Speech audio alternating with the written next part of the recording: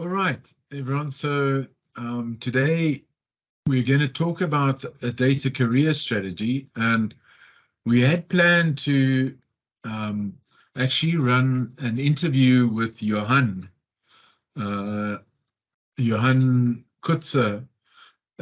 These are all the results of his assessment. So he's not here, but we'll talk about it anyway. And just review where he is and what information he has to work with.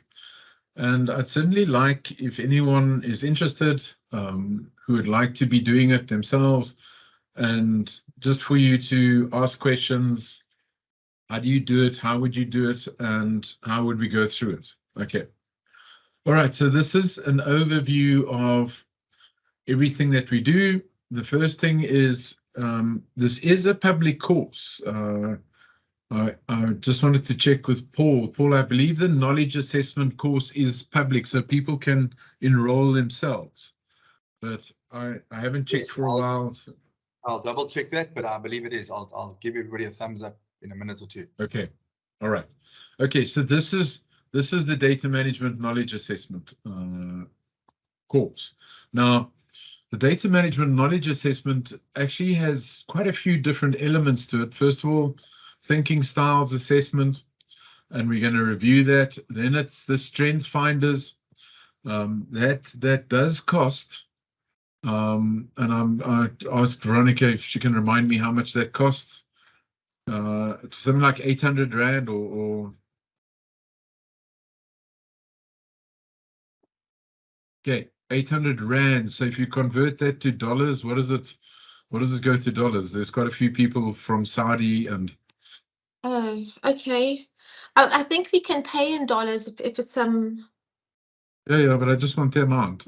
Okay, sorry, let me find it. Okay. Actually, let me look on the website. I'll get the right price for you. I'll drop it on the chat. Okay, great. All right, so we have strength finders, and then we have what's called a professional DMMA. And it was a really nice discussion yesterday with Harrison, and he was talking about data literacy and data communities. And one of the things we spoke about is how would we measure the uplift of our data community or our data stewards. And this is a great way of measuring the uplift and where our different people find themselves. Then we've got something called data abilities assessment. That's a data literacy assessment. And then we've got our data management knowledge assessment, which is, I'm sure those people that have done the CDMP or the data management fundamentals with us, they've already done that. So we don't see that. I mean, if you've already done it, you don't need to redo it. We've got the results. And then it's basically an hour or 2-hour review with Veronica and myself, just to interpret what the numbers are saying, what we feel, and then just to have some feedback from yourself. Okay, in terms of how do you feel about what's been said and what the numbers are saying. Okay, so the first thing we'll do is what's called the thinking stance. And I just want to show you, this is Johan Kutzer.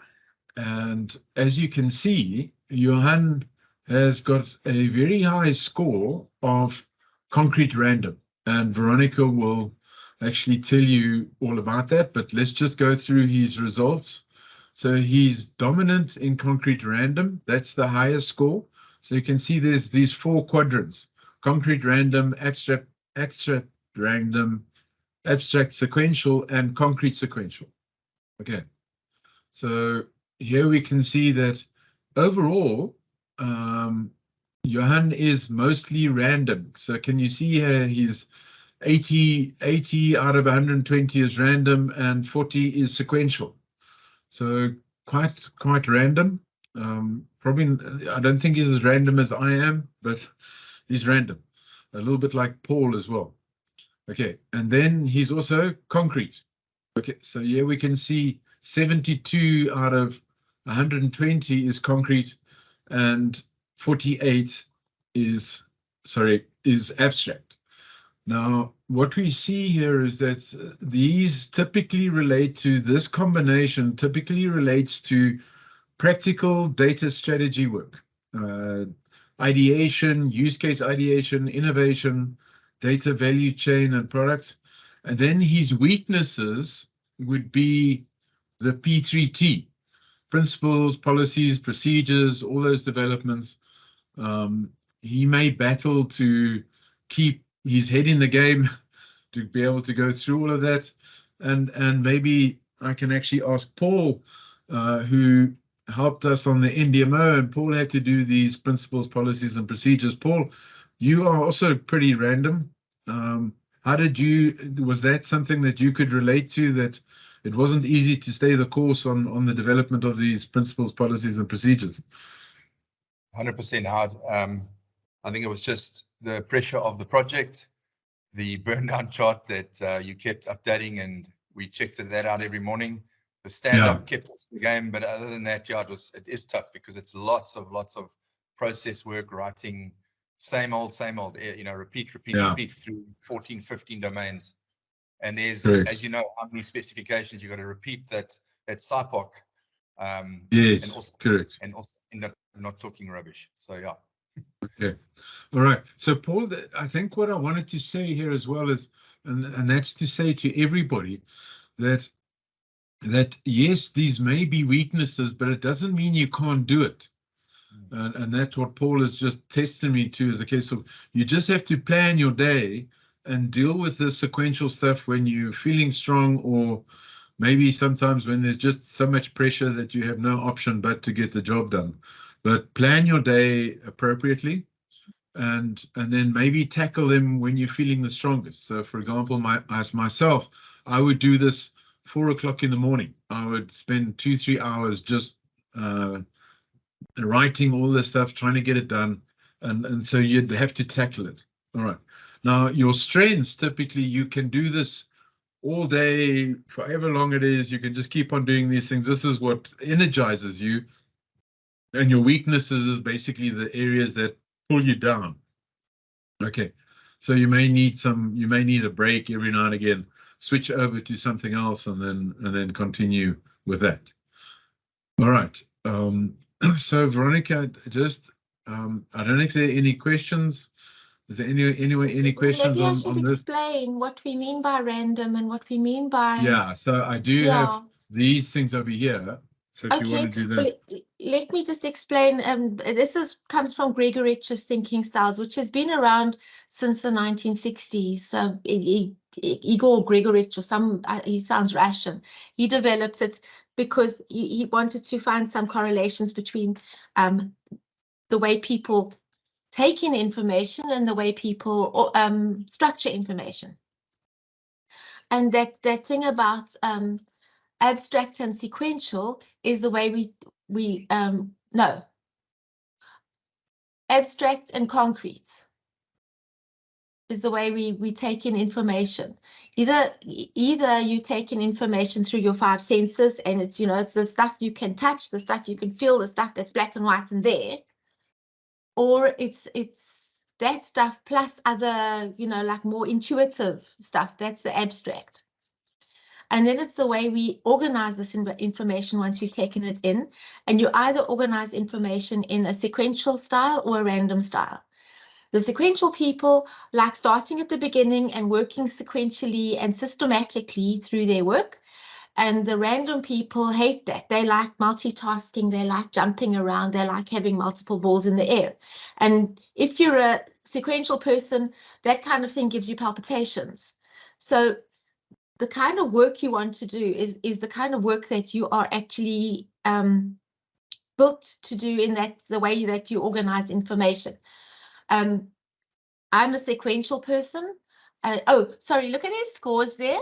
The areas where you score over 40, you naturally gravitate to that way of organizing information.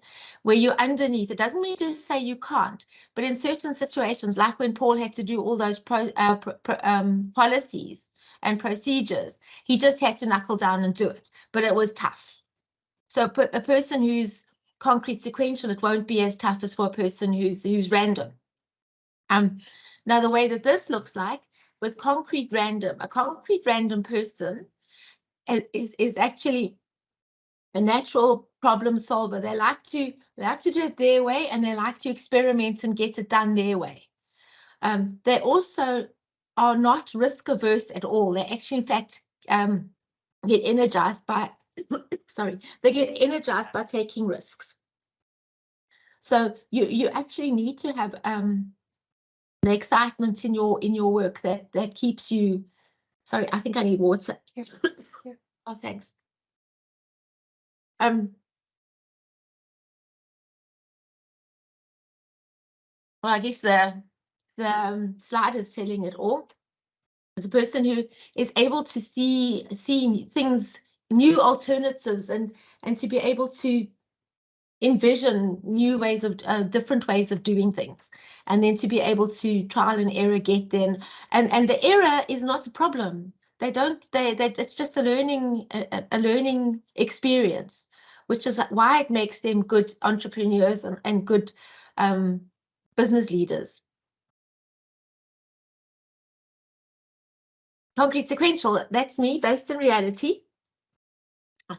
The difference between a sequential person and a random person is if you're asked to study some topic, a sequential person will start at the beginning and make sure you get through all the work before you get in, before you take any tests or do any kind of before you use the information.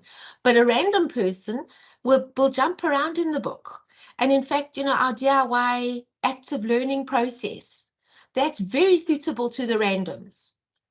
That's doing the quizzes and then actually diving into where you need extra work.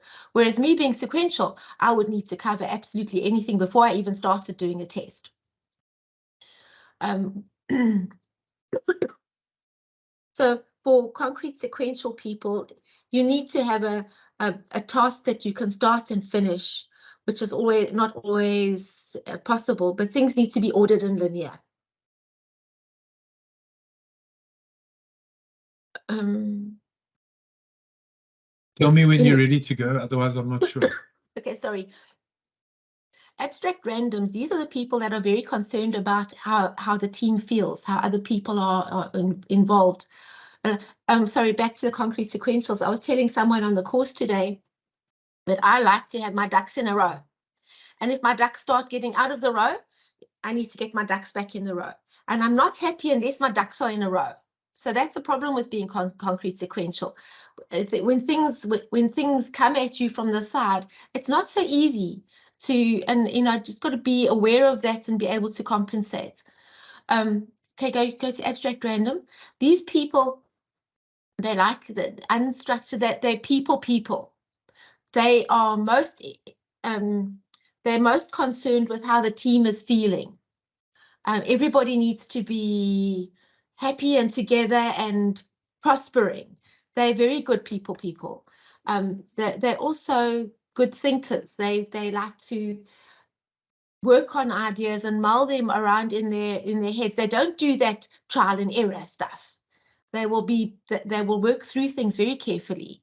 They don't like to be structured. They don't like to be told what to do. They like to just work things out themselves. They're thinkers. Oh, they see the big picture first as well. And they don't like to get bogged down in the details. And the abstract sequential, this is your classic research scientist thinking style. Because the research scientists and philosophers, they've got to have a hypothesis that's different. So they do have to think differently. They have to have that abstract to be able to get something that's not just concrete. But then because they're sequential, they use the scientific method. And it's logical, it's rational, it's intellectual, and make good researchers. They also like to work alone and get on with it and hate teamwork. These aren't good team players. Okay, so we have Johan. Johan, this is the result of your thinking styles. So just wanted to check to see whether this makes sense to you. So what we're seeing over here, that you got a high level of concrete random, and Veronica was just explaining this is a description of you. Experimenter, based in reality, you enjoy a trial and error approach, intuitive leaps, alternatives, but you do it your way. You love to solve problems, divergent thinking, and constant need for change. Is that a true reflection of? Yep. Yeah, absolutely. Fantastic. Okay, so what I pointed out, Johan, on this one is that if we look at the comparison between random sequential and concrete abstract, you are more random, a lot more random than sequential, and then you are a lot more concrete than abstract. So it's the doing side of it. So so your typically strengths would be almost practical strategy development, practical strategy work, understanding what's appropriate in terms of building a strategy for anything from data management, metadata, data quality. That's the strategic work is something that I enjoy. Lots of ideation, innovation, building data value chains and products. And these are the ones that are going to tire you out. The sort of, sorry, the principles, policies, and procedures development. Is that? Caught me there. Okay, fantastic. So if we look at this information, what we ask you is an understanding of your age group. Now, what that helps me with is that, especially when you're just starting your career, we can actually see that you may jump around a lot in your thinking and what's desirable, what you enjoy, and then as you get into the more mature level, like us, then you're a lot more well defined. So I can see here, for example, that Johannes is not that attracted mainly to management, but thought leader. So there's a comparison. Would it be CDO or thought leader? And Johannes is selecting a thought leader there. Okay. All right. So that's your thinking styles. So we've gone through all these different areas, different scenarios about how it works. Now, what I wanted to show you, Jan, is just how to compare it to Howard and Veronica. Okay. And Howard and Veronica are like complete opposites. Where can you see Veronica's the orange one? And then I'm the light blue and you the dark blue. So you can see I'm more concrete random than you, and less concrete sequential than you are. And then we run about the same on abstract sequential and abstract random. Wow. Okay, so what it's telling you, Johan, is a case of when you build your team, you're going to need to look for people that are like the Veronicas, that also then push the abstract sequential and then push the abstract random. And then those people, we found one person that's completely balanced. Basically, they were what was it? It was 40, it was 30, 30, 30, yeah, 430s of, they were all 430s, which we had never seen before. We were a little bit surprised on that.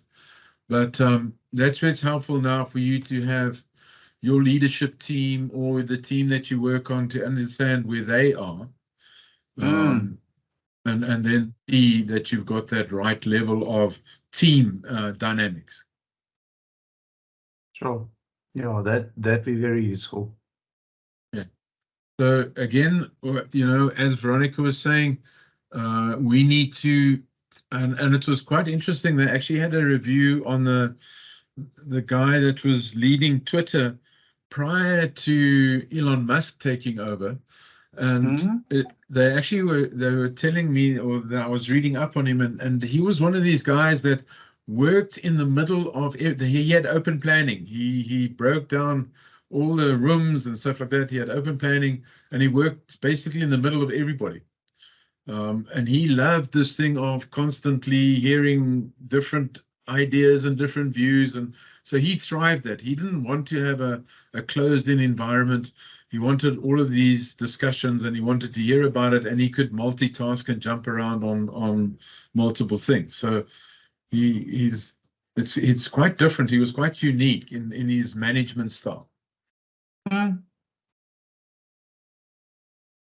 All right, so that's how you compare. That's sort of the sort of team that you're looking at. And then I just wanted to, this is where we get our drop down in terms of what would you like to be? Where would you like to go? Would you like to go towards thought leader? Would you like to go towards executive management specialist? And so here, this is the sort of entry point. At this stage, you can basically go anywhere. And then you start making some decisions about your direction. And should you go this way? And if this tends to be the thing, then a lot of the times what you could be doing is choosing like a KPMG or a PwC or a management consulting. If you're going this way, then you'd want to be more of a specialist disruptor type of organization that's going to push boundaries in certain areas. So this again is just what we see as the path, and that's why we chose those different drop downs. Okay. Yeah. And so this is, and again, one can switch. I mean, I think the important thing is that you would constantly redo it and look to see whether you're going on the right path, and where's the right direction to go in. All right, now what I wanted to show you here is how would you compare yourself to typical executives and managers? And we can see this is a sort of layout of CDOs, CHROs, CTOs, and CFOs. So these are the different levels, and so you can see that you sort of in this game, this sort of CDO level. And then your EIM manager is more sort of towards the Veronica side, where it's more things are well defined. These processes, procedures are important, and that's what they like to have. They like to have that ducks in a row, and things are all going well, and well defined roles and responsibilities and things like that. Okay. So that's a sort of comparison that one can bring about. So that was your thinking styles. Then we went on to your strength finders. And maybe before I go off that, are there any questions from anybody? Would anyone like to raise a hand, ask a question about what those thinking styles are saying? Veronica may be able to just put the thinking styles link into the chat. So if you're keen to do it, that would be great. Are there any questions? Any questions from anybody? Comments? I think it was on that slide of yours that showed the pathway. Let's go. So it was a QR code. this one, there it is. That's the there. QR code. Okay, there's the QR code. So if anyone would like to take that. Can I snip it and put on the chat? Let me do that. Okay, thanks. Hold on a second. I'm slipping. Okay, you can go. Okay. All right. So we're all comfortable with that. Now let's go on to the strength finders. And just to share with people, initially we started just with the thinking styles, but we found that we didn't have enough information, especially when it got to choosing the management style or where you had the different strengths. And that's why we added to this. The strength finders, and we'll just take you through this scenario. Okay, so Johan, this is your strength finders. This is the results. I don't know if you've taken a look at them. I'm sure you did. So interestingly enough, I found this quite interesting. You've got a very high execution strength in belief. Veronica, I know you had a definition of those, but so Oh, if yes, you I'll wouldn't find mind that for you. finding that. Okay, then you've got influencing, but can you see that your dominance is strategic thinking and relationship building? Yeah. Yep. Okay. All right. Now, there is a breakdown again of your strengths. So can you see what we do is in Strength Finders, they actually say your connectedness is 1. Okay. And then what we do is we take that and we go the other way around to just get a higher numeric value.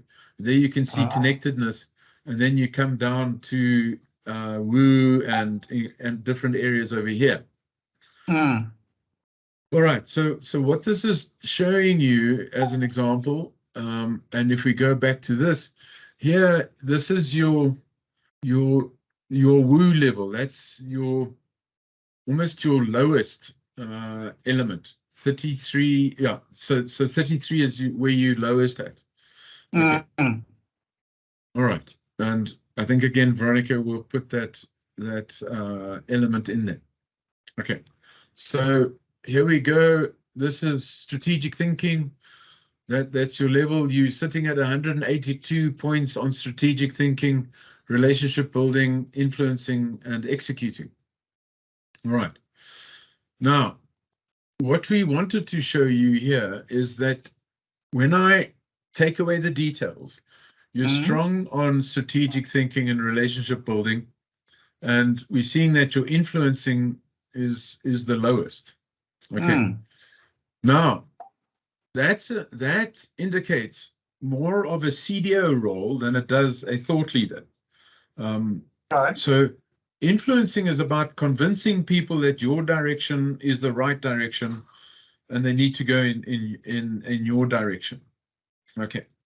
So it seems like you've got a great way to build a team and get the team going, but you'll need to pay attention to your influencing, the skills on building up your influencing. Okay, so it's these ones over here, being self-assurance, okay, communication, competition, command, activator. Those are the people that stand up in front of lots and lots of people and say, you know, this is the way we're going. This is the direction. Okay. Oh, what was I doing? Connectedness. Okay, so woo is exceptional ability to win others over. Can you see how that relates to that thought leader? You probably coming up with an idea and a direction, and you're going to have to win others over. Okay, so again, this is not saying you can't do it. It's just saying that what you need to do is build up on these strengths. Focus on building techniques to work in these areas. Okay. All right. So what we're saying is that a CDO tends to be someone that's working on the executive board. They have to create what's called these guiding coalitions, which are relationships. And they're trying to get the support of the people around them so that they can transform the business. Okay. So a lot of where your strengths, where your default strengths are. Now, we always don't like to use the word weakness because you can work on them and you can create strengths out of them, but you naturally at this point in time you're naturally sitting more at a management level than you are at a thought leader level. So what I typically do is to say, if CDO is right, then what you should do is then find the thought leaders within your business, within the area, and find your management people, the Veronica type person that's going to keep all the ducks in a row. So these are the people that would complement you in performing your job or performing the task. So I don't know. I'd like to maybe just pause and see how you feel about that.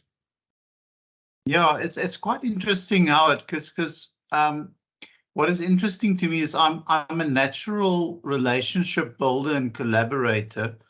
Yeah.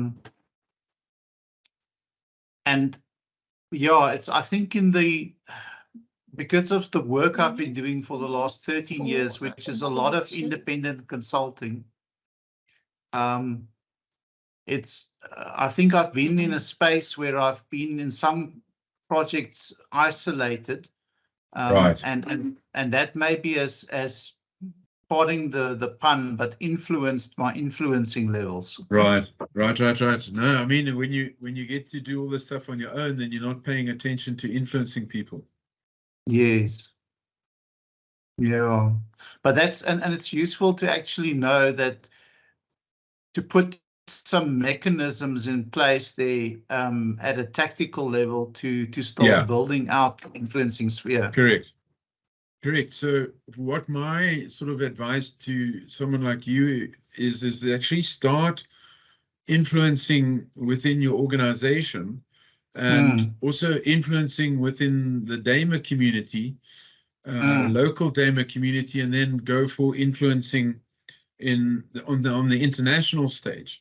So the type of thing you would be doing is preparing talks in an area that you feel you can, that you've got enough experience and you can dominate, and that you would then basically keep on working on that communication, self-assurance, and activate those areas over there and win others over.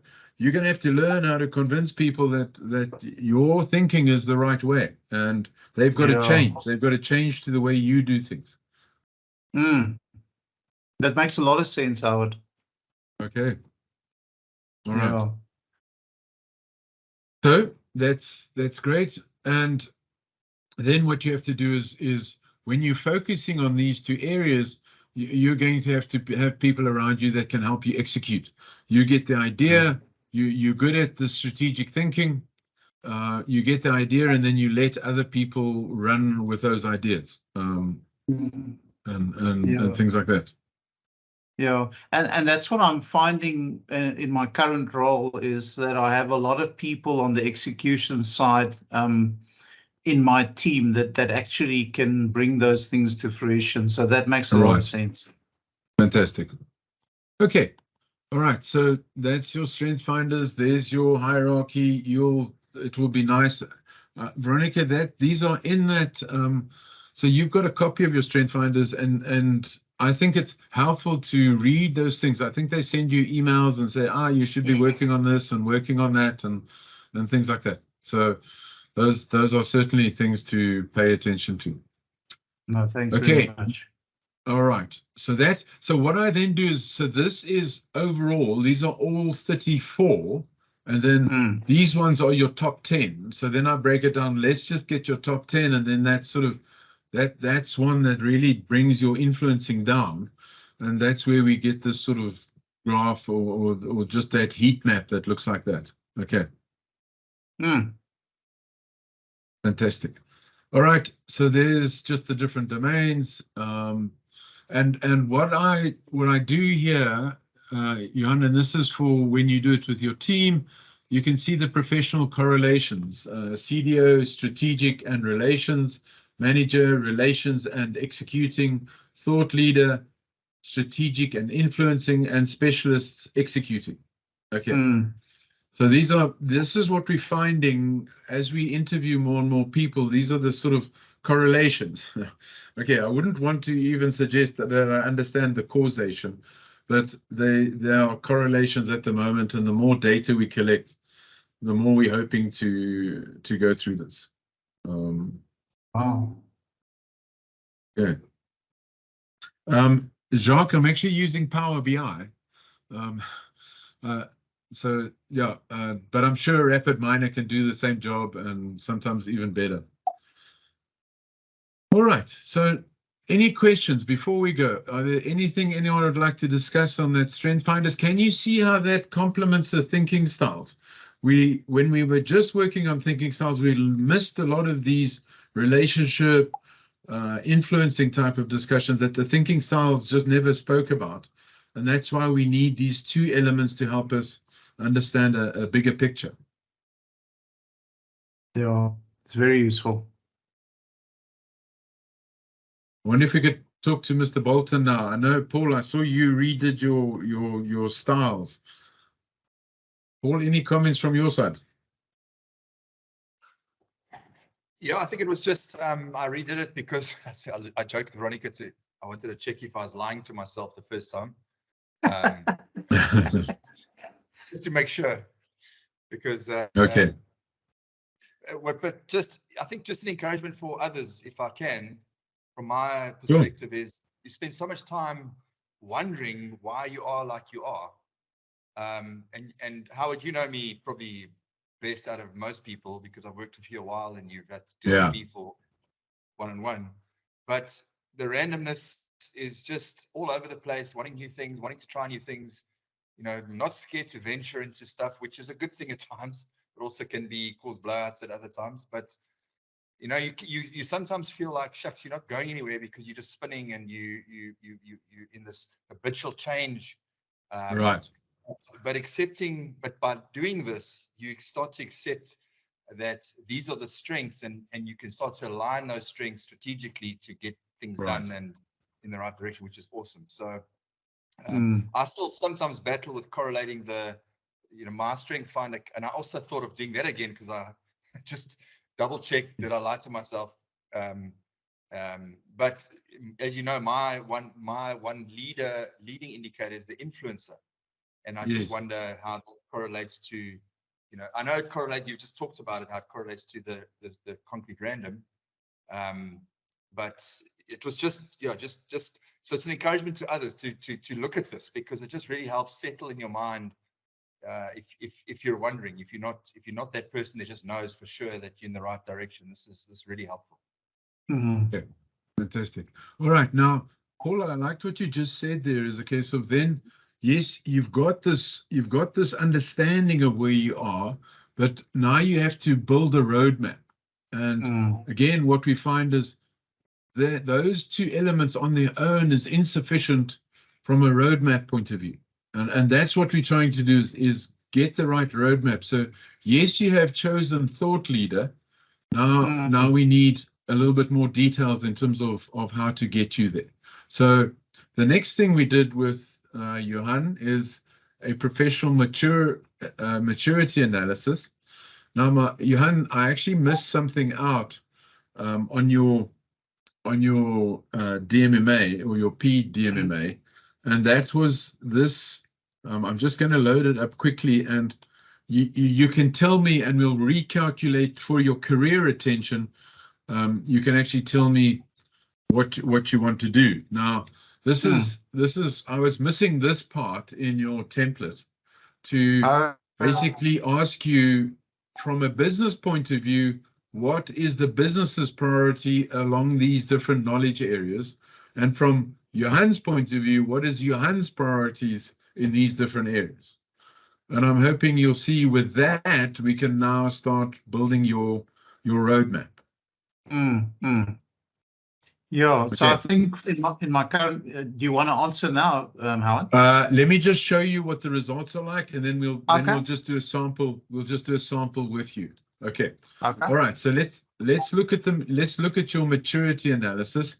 That's where you are from a DMBOK maturity point of view, Johan. So we can see the orange is required. So this is just for everyone's explanation. Required means in the role that you're currently operating. Now, it may be expectations. It's so we must also remember there's a level of expectation here as well.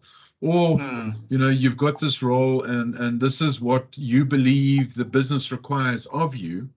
Then acquired means through all of your experience, what level of skills do you have in these different areas? So here we can see, Johan, what you're saying is that you are pretty low in document and content, metadata, data handling ethics, data management maturity assessment. I think this is organizational change. So these ones are where some of your weaknesses are. And the nice thing that we're already seeing is that, you know, if we can just get you to the required as your next step, okay? Now, you wouldn't want to go backwards in certain cases like this one.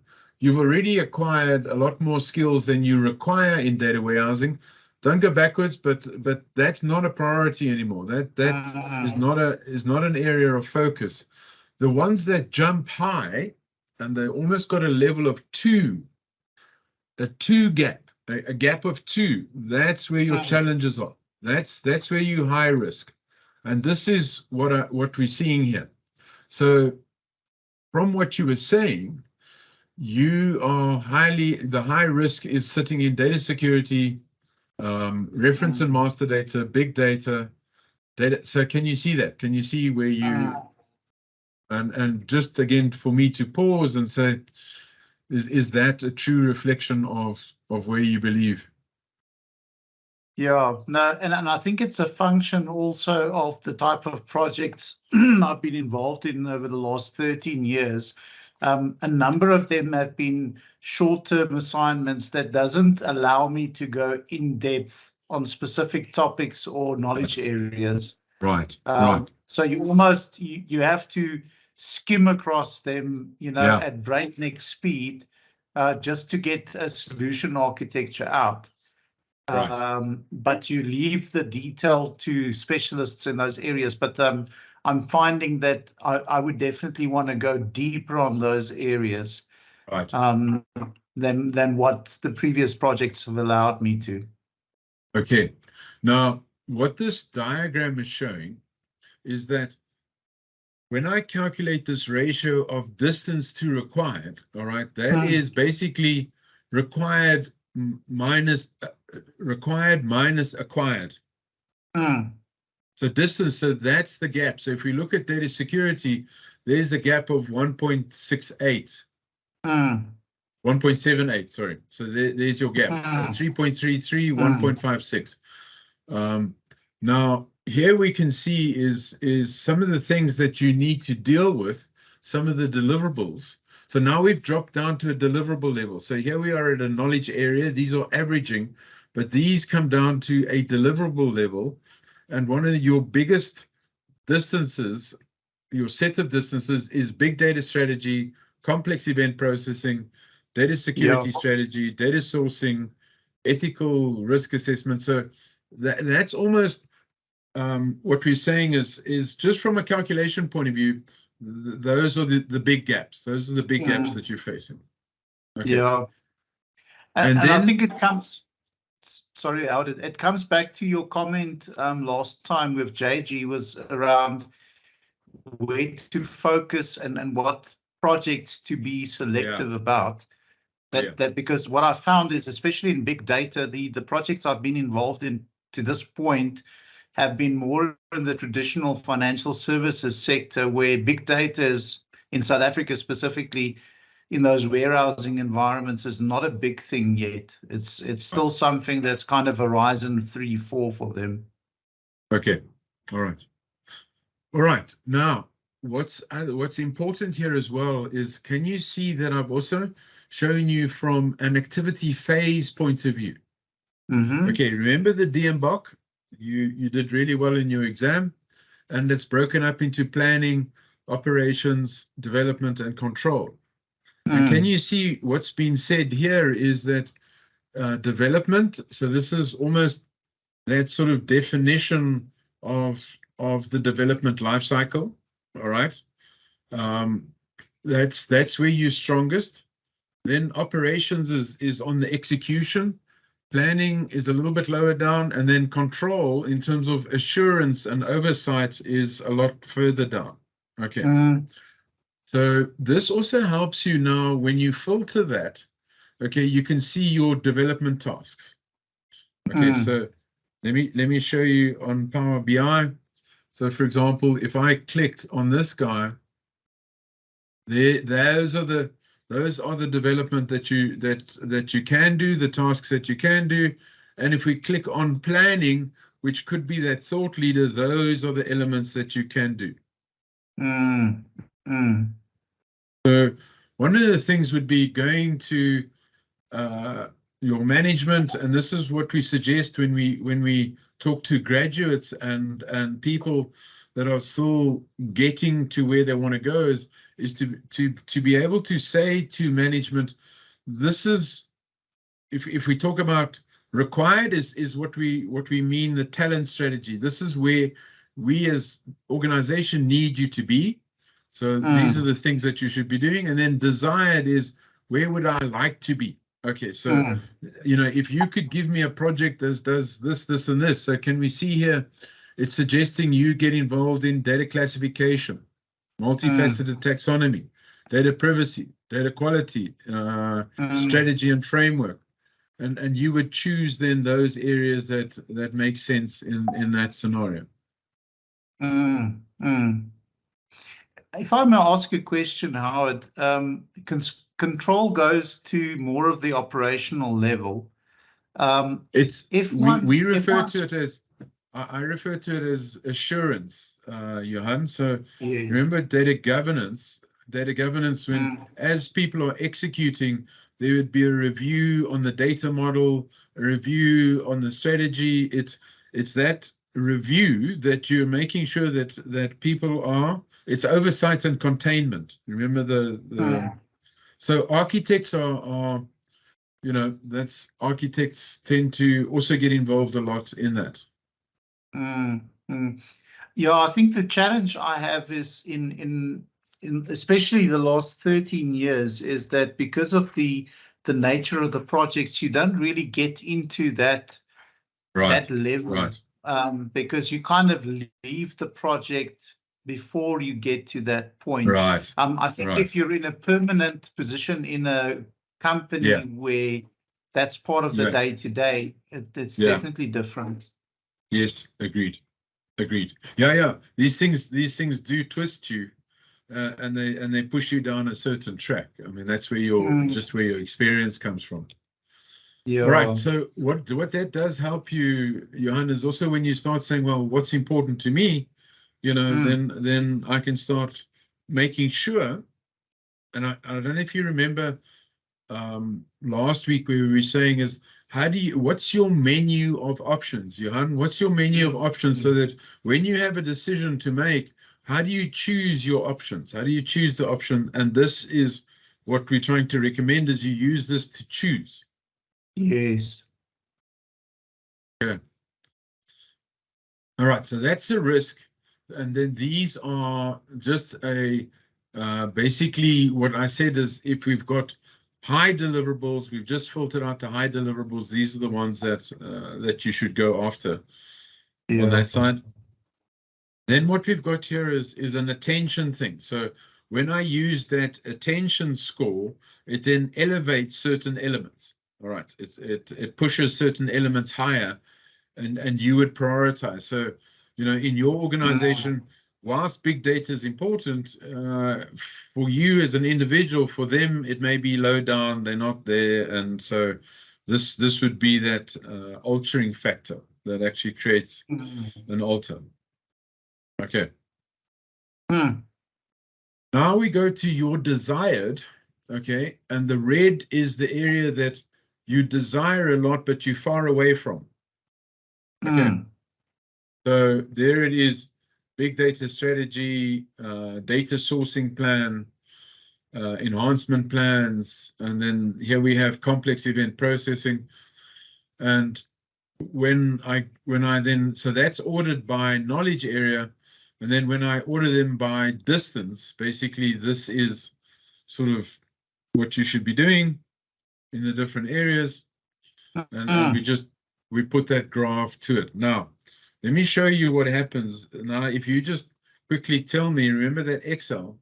So on your required, if you give me a ranking on your required between 1 and 5. So where would you put data governance? In terms of required, I think it's probably a 3. Okay. Maturity assessment. 2. Our projects are too short to do a lot of Right. maturity work. Data management organization roles also is low down to. Okay. Now change management. That's probably higher, maybe a 4. Data handling ethics. Very high, 5. Data quality. Designing, yes. Controlling, not so much. Maybe a 3 is good still. Okay. Metadata. Also quite high. I think a 4 or 5. Data security. Very high, 5. Data architecture. Also actually higher because that's more aligned to my current role. Yeah. And modeling would be similar. The interesting thing is I get involved in a lot of the conceptual and Right. logical conceptual stuff, but the data modeling and design we usually Okay. hand off to specialists. So probably yeah. Okay. So I'm gonna maybe bring it down to a 3. Storage and operations. So these would be your platforms, your data platforms. Lower, so maybe a 2, because we usually hand that off to the infrastructure architects. Okay. Document and content to DII, integration interoperability. High, 4, 5. Okay. And then reference and master data. Yeah, it's also high. Data warehousing. Yeah, we can leave that one there. Big data. It should be higher, but it's actually about a 3. Okay. All right. There's data value realization, but I haven't got all of the. I added it. I haven't got all of the deliverables in there. I need to add that. And then where would you like to be? So when you talk about influencing, which areas is where you'd want to be influencing? So I think my personal favorites, if I can call it that, would probably be in ethics, Okay. 5. metadata, Okay. data security,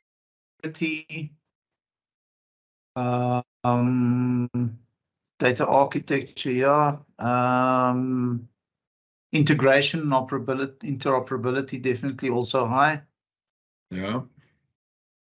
And then big data and data science also high. So Okay. yeah. Would we bring any of the other ones down? I think Storage and operations as an example. yeah, we can bring that one down. That probably for me is more of a 3. Right. Okay. Is that so? We don't need to. We'll finalize this. Some other. I mean, we'll send it to you and then just get a finalized thing.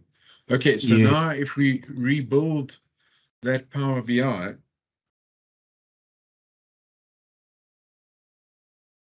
Okay.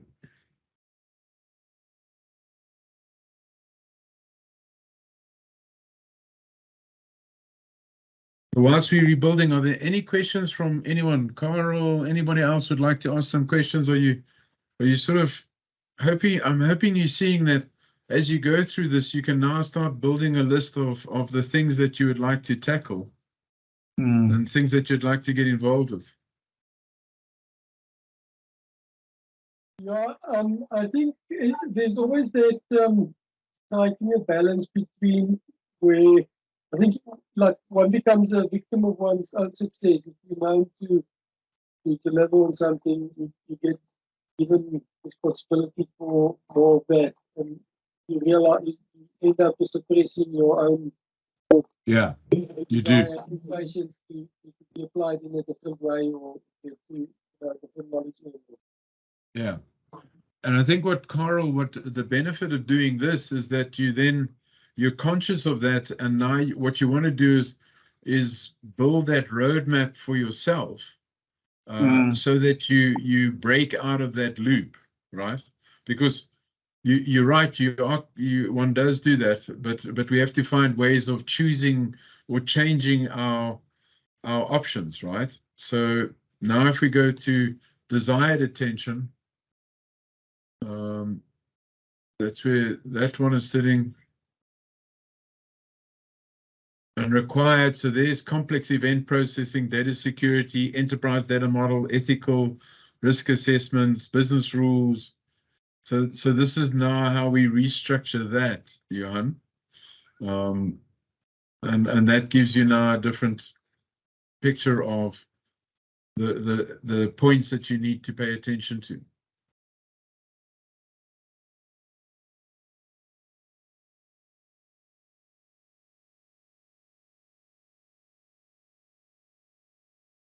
We may have lost, oh, Johan, you lost his video, but okay.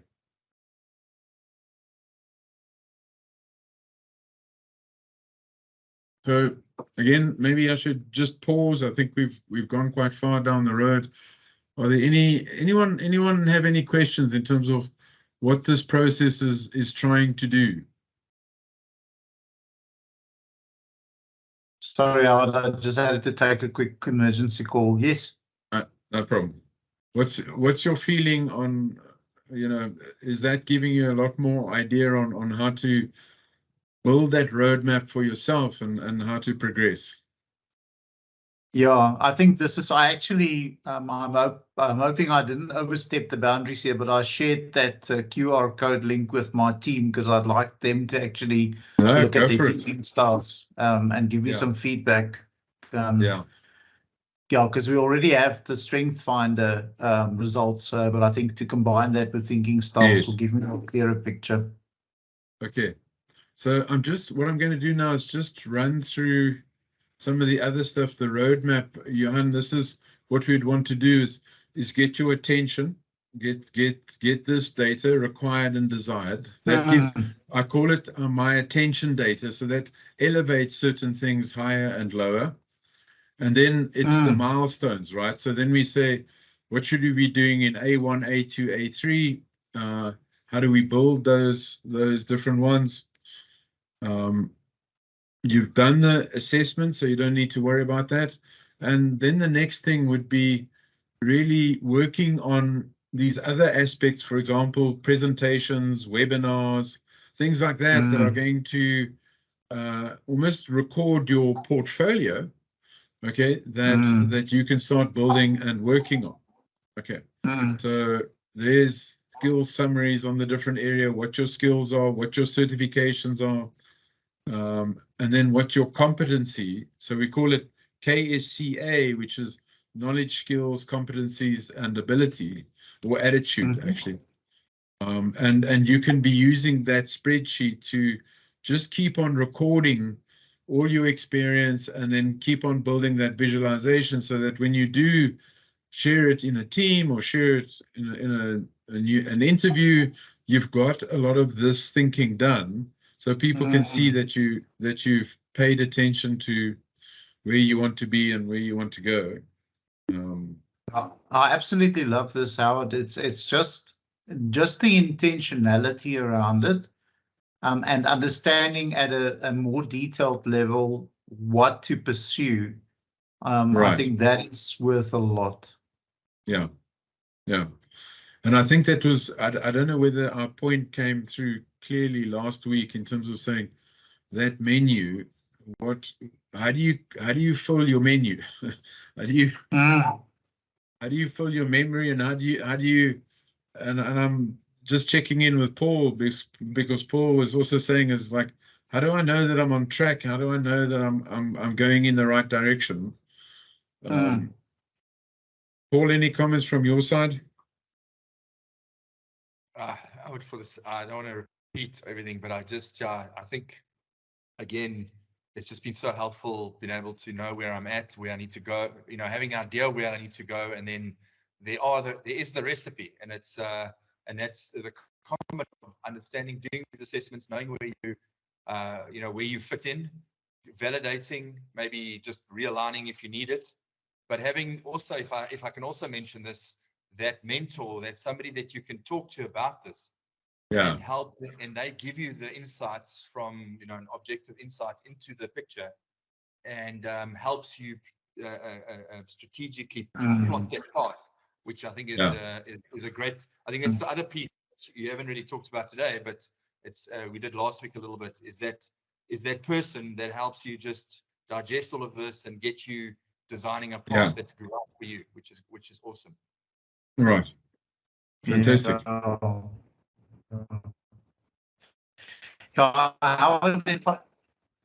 Yeah, if I may, I think the one thing that's been clear to me is it's almost because one of the things I'm obviously now looking at is, so what are the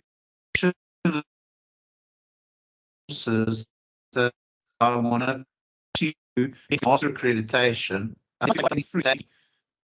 the recognition, and then go beyond that, because I'm the next specialist course then to start building out the portfolio. Right. Right. I don't know if that makes sense, but that was just my thinking this week. Yeah. I think that is important. So whilst you had the thought leader, the thing that we needed to do is to say, well, which area would you like to be a thought leader in? Would you like to be a thought leader in data architecture or big data? Or so where is that thought leader? So would you do you have a knowledge area that you really want to become world class in? And you know, remember, it's best in the company, best in the country, or best in the region, best in the country, best in the world. That's your path. So you know, also just communities within a company. That's also okay. So you just take one step at a time. So where is that? Where is that for you? Yeah, I've got my favorites picked at the moment. Okay. All right. Now that's where what we would then do in your desired is maybe tone down some of the others. So you've got like 5 or 6 all at 5. So it's all pushing everything up. And then we would want to spend a little bit more time customizing your 5 and 6, your the 3, 4, and 5, so that you get more of a priority coming out, and things like that. So I get the feeling. And it's interesting because you rated a lot on 5, but if you would give me where would you like to be? Which knowledge area would you like to be in? So I think for me, the data security, data privacy side, and the ethics side, that would be the strong ones, the really strong ones. Right. Okay. And yeah. Okay. So what you'll probably do is that data architecture is going to be good for you, because a lot of that privacy is about flows and ropers. Governance is also going to be good for you from a point of view of enforcing compliance, things like that, and those policies and procedures. So you know, it's going to be this combination of governance, architecture, and secure and data privacy. So yes, you know, those are the ones that I would recommend that you go after, and get some level of international certification in those areas. Now, DAMA, at this point, DAMA doesn't have a data privacy or data security certification. So you'd probably want to go to either the ISO 27000 or the IAPP or the CDPSE, that ISACA one. So I know ICAM's also the AML certification. Okay. All right. Fantastic. Sure. No, thanks for this, Howard. This is it's amazing to actually see this through somebody else's eyes, because I think, like Paul said, also you sometimes sit and wonder, am I you know, am I taking a shotgun approach here? Am I hitting the target? Am I in the right direction? Just for somebody that plays that kind of mentor role, that soundboarding to say, look, you've got too many things at 5 here. Yeah. You have to tone it down a little bit. 100%. You've got to get that. You know, you never get to priority 1 if you're fighting with priority 3, 4, 5, and 2.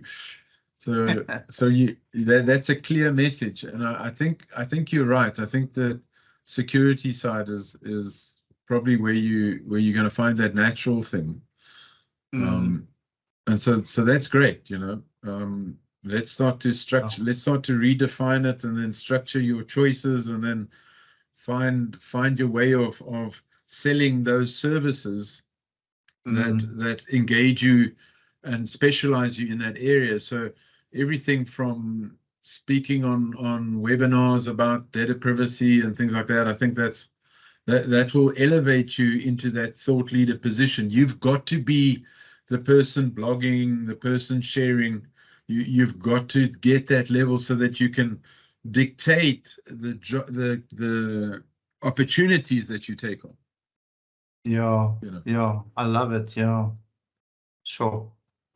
Yeah, and I think also just your guidance in terms of what are those 2 specialist courses that will start to complement that. Right. I think that's worth a lot. Yeah. Excellent. So maybe just to pause and if anybody else, are there any comments or questions? I can see a lot of people have dropped off. We are getting quite late. I can see Doomy there. Yes, Doomy, I see your hands up. Yes, sir. I wanted to ask about the spreadsheet. Is that something you offer on consultation, or is it? Yes, so the spreadsheet, when you go into that knowledge assessment, you can actually download that spreadsheet and work on it on your own, Doomy. Oh, okay. The knowledge assessment, the Google form. Sorry, I didn't hear you. When you say knowledge assessment, are you talking about that Google form? No, I'm talking about that. So if we go here, it's this one over here. This is the course. Oh, This is, and when you go into this one over here, I'm just going to jump to that page on the. One moment. Okay, here it is. Paul may have that link. I think Paul put the link on there. Paul, you put the link there, huh? okay. So this is what happens when you come in. Okay, sure. Doomy, can you see there? There's different codes. Yes. And when you go to the professional DMMA, you actually download the template. Can you see them? Okay. Yes, I can see. Thank you very much. Sure. Thank Okay. you. Fantastic. All right. Any last questions, last comments? Yeah, if I may just thank Johan for the open kimono. Yes, I actually felt really bad, and I sent him an email like 10 minutes before to say, this is the first live career interview. But Johan, thank you. Normally we do it one-on-one. Veronica and I tend to talk one-on-one, but yeah, I do appreciate that. No, there's nothing like a little bit of pressure. Eh? Brings out the best in us. Yeah, that's for sure. Fantastic. Great. Guys, thanks everybody. Cheers, Right. man. Thanks. Thanks so much. Thank you. Bye. Thanks, Thanks. Howard. Cheers, everybody. Bye. So